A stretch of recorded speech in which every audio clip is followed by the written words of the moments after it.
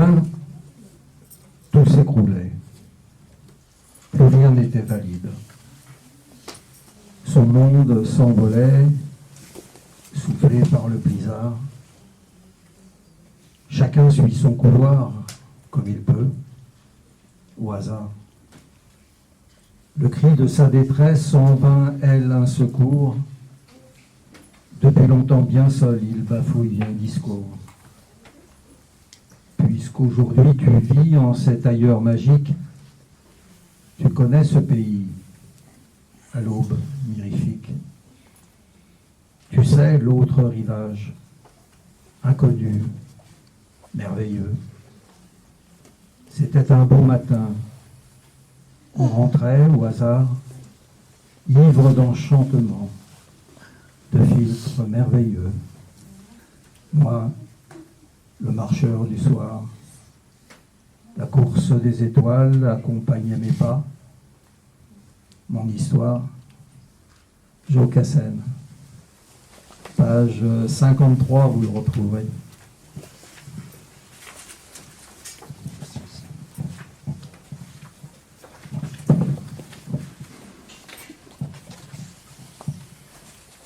Nous sommes actuellement encore, je pense, dans la période du printemps des poètes. J'ai commis un petit texte il y a quelques jours, le 9 mars, qui s'appelle « Le poète et la grâce ». Le poète se doit de peindre l'élégance.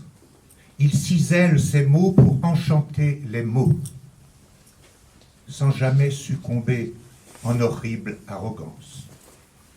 Le poète se doit de peindre l'élégance. Son regard incisif exclut l'extravagance. Il sert une œuvre d'art, avec ou sans émaux. Le poète se doit de peindre l'élégance. Il cisèle ses mots pour enchanter les mots. Tel un lanceur d'alerte, il décrit la blessure. Parce qu'il met en garde, il s'expose au revers. Dans la douleur du temps, il combat la censure. Tel un lanceur d'alerte, il décrit la blessure. La haie risquera l'insigne le frétrissure. D'avoir raison trop tôt bouscule l'univers. Tel un lanceur d'alerte, il décrit la blessure.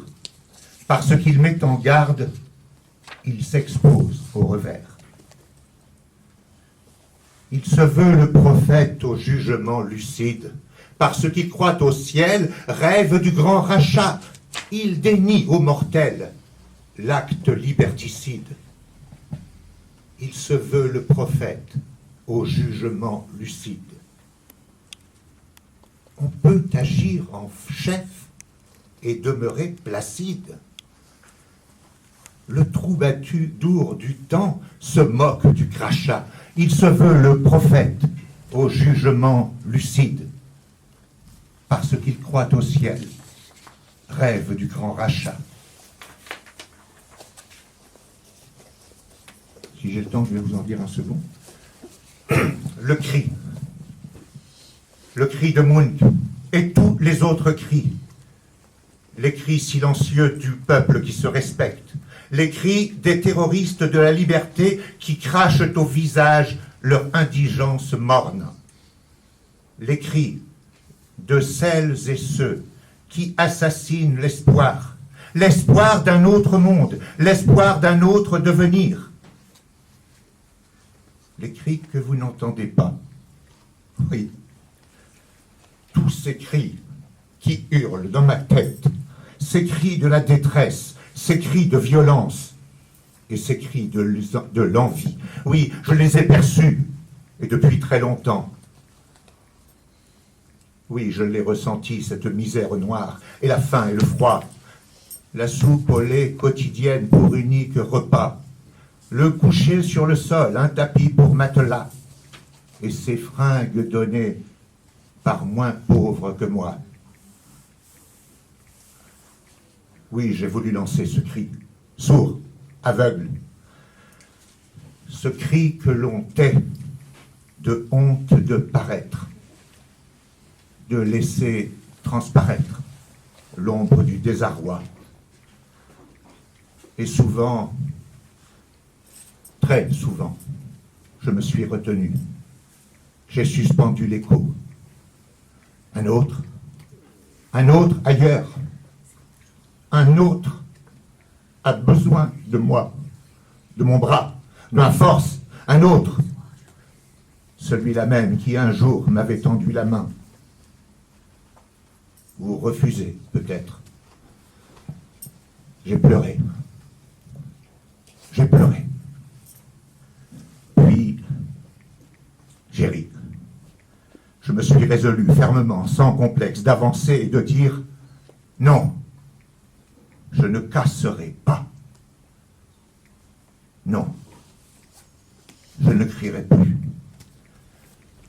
J'ai entendu le cri. J'en avais un troisième et je le tiens. Ce poème, ce texte que je viens de vous lire c'était un recueil en prose qui a reçu le prix Jean-Michel René-Tour à l'Académie École de la Loire en 2022. Et celui que je vais vous lire, c'est un autre qui a reçu, lui, un prix qui m'a vraiment ému. C'est un lieu très spécial. C'est un prix qui m'a été remis au Capitole, à Toulouse.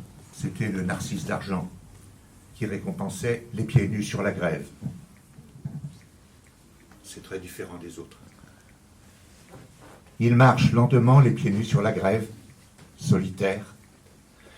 Un clapotis léger de timide ressac, le reflet ondoyant sur la belle bleutée, le chuintement discret d'un élégant rapace, et le frisson s'oublie où veille le désir. La nuit porte le vent des étranges frontières. Inconnu, le monde de l'obscur révèle l'ouverture vers des rivages flous aux masques surprenants, des îlots, la garrigue, des chapelets d'étangs. Et l'esprit imagine où la vision s'égare. Le pas dans la pénombre ignore les roseaux. Il progresse sans hâte, émerveillé, serein, libre. Il conçoit l'invisible aux attraits qui charment, ensorcellent. Oniriques appâts d'un espace d'envie où la beauté du site ajoute au fascinant. Demain, le flamant rose ou les échasses blanches, le héron, le goéland railleur diront la découverte à quelques salicornes ou cormorans gloutons d'une lande magique. Les parfums enivrants où mille dieux jaloux ont voulu l'ineffable. Je vous remercie.